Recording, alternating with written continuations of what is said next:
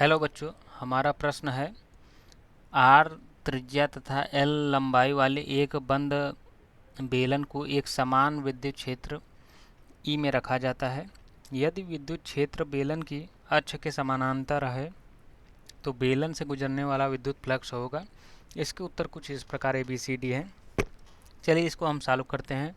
बच्चों, हमसे कहा है कि अगर कोई एक बेलन है, ये हम बेलन बना देते हैं, तो इसका अक्ष क्या होगा? इसका अक्ष अगर हम देखें तो इसका अक्ष ये होगा। अब हमें ये भी बताया कि जो विद्युत क्षेत्र है उसी इसके अक्ष के समानांतर है।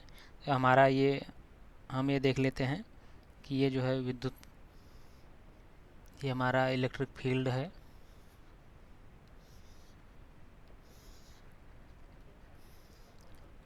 अब बोल रहा है कि इस पृष्ठ से पास करने वाले, और इसका मतलब हमें विद्युत फ्लक्स ज्ञात करना है।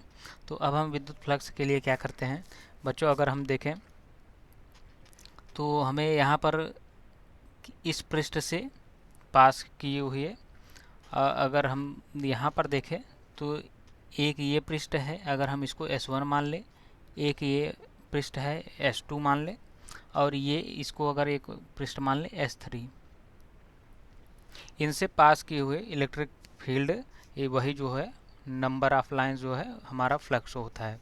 तो अगर हम बात करें टोटल फ्लक्स की, तो टोटल फ्लक्स की अगर हम बात करें तो ये हो सकता है कि फ्लक्स S1 फ्लक्स जो है S2 की वजह से, और ये फ्लक्स S3,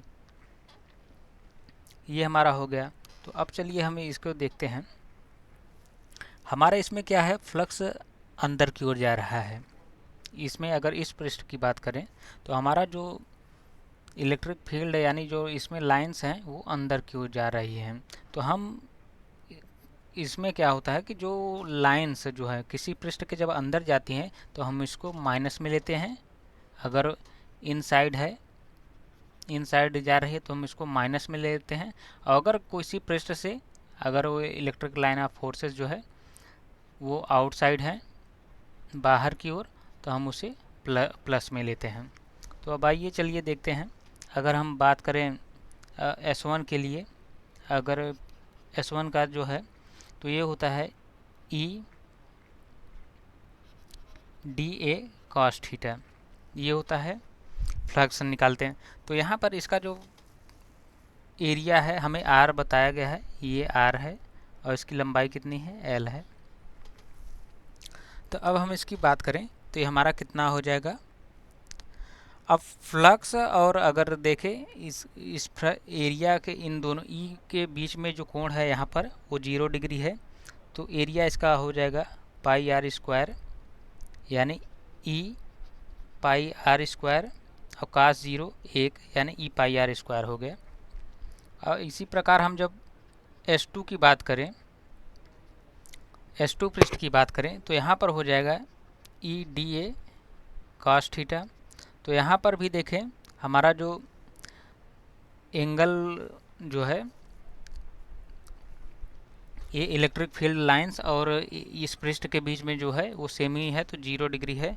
तो ये आ जाएगा E, इसका एरिया भी होगा पाई R स्क्वायर, और ये cos 0 1 हो जाएगा, यानी ये हमारा निकल के आ गया। अब यहाँ S3 के देखें तो S3 के देखें तो हमारा कुछ इस तरीके से, अगर जो इलेक्ट्रिक लाइन ऑफ फोर्सेस होंगी इस तरीके से निकलेंगी, क्योंकि ये जो लाइन ऑफ फोर्सेस निकलती हैं परपेंडिकुलर निकलती हैं, तो इस पृष्ठ से इस तरीके से निकलेंगी। तो अगर हम इसका जो एंगल देखें तो 90, यानी cos 90, तो वो हो जाता है 0, यानी हमारा फाई जो है फ्लक्स जो है S3 सरफेस 3 से 0 होगा। तो अगर हम Q टोटल देखें, फ्लक्स टोटल देखें, तो अगर हम बात करें FS1 तो ये क्या है, ये अगर हम देखें ये माइनस होगा। ये माइनस क्यों होगा, क्योंकि इसमें जो इलेक्ट्रिक लाइन ऑफ जा रही है, इलेक्ट्रिक ये विद्युत रेखाएं ये अंदर की ओर जा रहे हैं। तो जो अंदर की ओर जाती हैं तो हम उन्हें माइनस से लेते हैं, प्लस ये S2, तो हम इसे क्या क्या लेंगे, ये क्योंकि इसमें जो है बाहर की ओर जा रहे हैं। इलेक्ट्रिक लाइन ऑफ फोर्सेस देखें तो इलेक्ट्रिक फील्ड हमारा इस तरीके से जा रहा है, तो इलेक्ट्रिक लाइन ऑफ फोर्सेस भी ऐसे जाएगा, तो ये हमारे अंदर की ओर जा रहा है। और यहाँ इस पृष्ठ से देखें S2, तो ये बाहर की ओर जा रही है। और ये आ गया हमारा S3 सरफेस। तो ये हमारा हो गया। इसको जब हम माइनस का रखेंगे तो ये माइनस ई पाई, ये कैपिटल R है, ये और ये हो जाएगा ई पाई R स्क्वायर, और ये तो जीरो है ही, तो ये दोनों वैल्यू सेम है, तो ये कट के जीरो हो जाएगा। यानी हमारा जो टोटल बेलन से गुजरने वाला विद्युत फ्लक्स है वो जीरो होगा। यानी हमारा ऑप्शन डी करेक्ट आंसर है। Thank you.